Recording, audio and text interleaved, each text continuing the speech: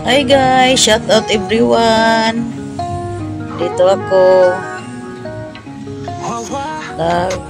Ng pagkain, kamote, sa saging.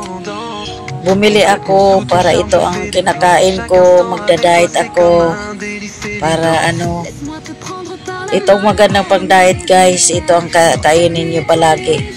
Huwag kayong kumain ng ng bigas. Ito lang ang kainin nyo. Ito maganda guys para sa katawan. Ayan guys, masarap ito. Mura lang naman 30 ang kalahati at 60 ang kilo. Ito guys. Ayan lang guys. Thank you for watching. Ayan guys, may gabi, may kamote. Yan ang masarap sa katawan guys. Pampahaba ng buhay at saka mabilis ka lang matunawan dito guys. Ayan guys.